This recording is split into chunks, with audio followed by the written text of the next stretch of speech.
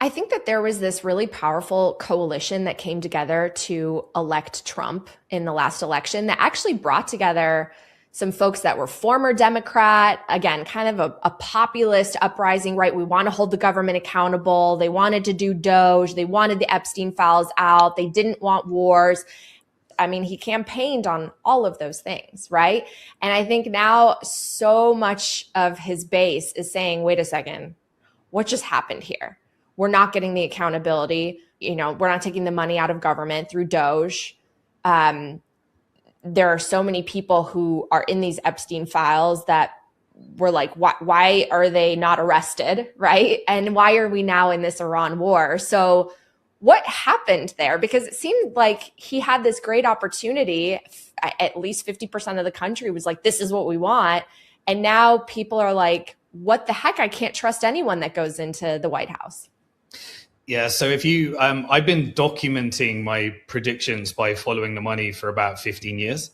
And so I publish everything on YouTube. And if you look back, when the Russia-Ukraine war started, I said, this is going to lead to a set of circumstances that will probably lead to the re-election of Trump, who will be installed in order to go to war with Iran.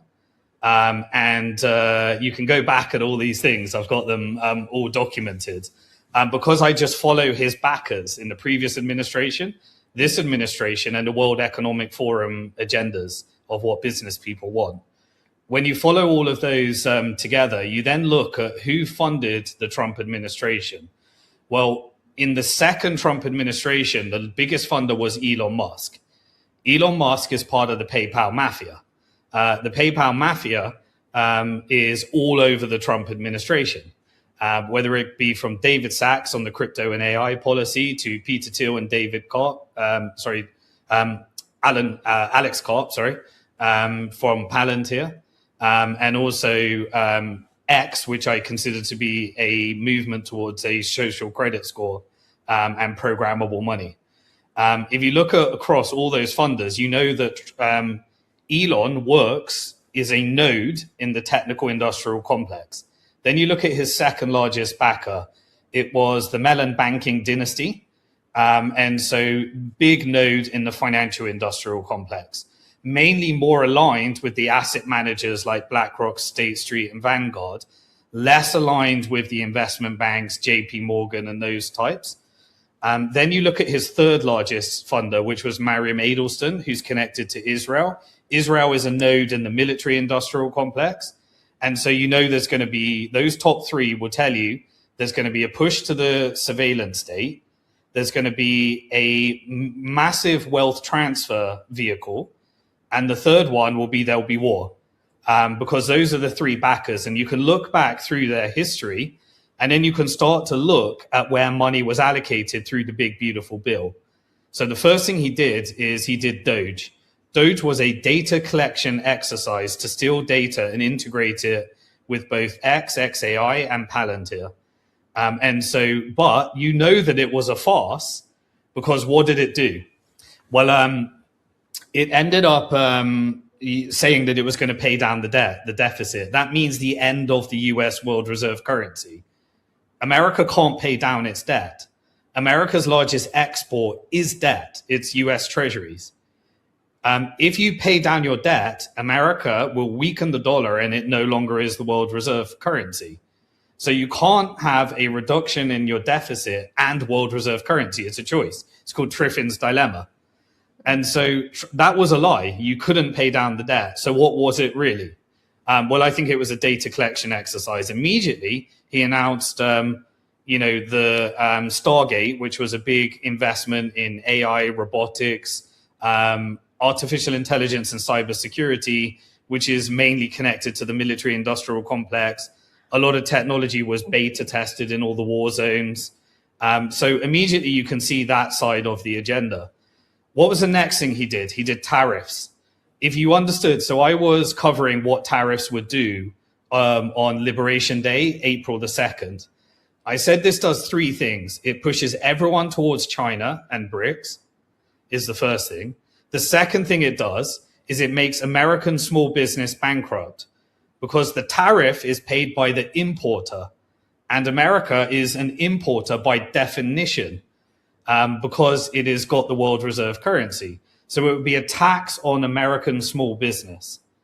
Once you have a tax on American small business, you have bankruptcies of small business. The banks and financial institutions do mergers and acquisitions. You also have the export dependent countries. Their businesses will go bankrupt as well because it will reset the order and they won't be able to afford those higher prices. So you get massive merger and acquisition activity for the financial industrial complex. BlackRock's assets under administration went up from 12 trillion to 14 trillion. And then they went up from their technology, Aladdin, being used by $25 trillion of sovereign wealth fund, asset managers, central banks, and various other things. So what was the end result? It was the World Economic Forum's goal of transitioning to a multipolar world. That's what tariffs did. It took us to a multipolar world. It accelerated it. The next thing he did is he released the Epstein files. What was in the Epstein files? So the people that control the Epstein files, the financial industrial complex, the deep state, they'd already settled. JP Morgan had settled $285 million with some victims. Deutsche Bank had already settled. The banks and financial institutions had already settled with the victims. But by releasing the Epstein files, you reveal much of the constructs of the deep state that propped up the dollar. So it took down USAID, which was a mechanism for funding covert wars that prop up the dollar and get everyone on IMF debt. It took down the National Endowment of Democracy, which is how America does color revolutions to install dictators around the world and replace democracies like they did in Iran. You also you effectively revealed and removed complete trust in every establishment within America, but no one gets arrested. So this is a strategic weakening of the dollar and a strategic deconstruction of the Fed. Now he gets to use a narrative which is very convenient, which is why he was installed. His narrative is we're doing it for MAGA. We're taking on the deep state. We're taking down, the British bankers and all that type of stuff.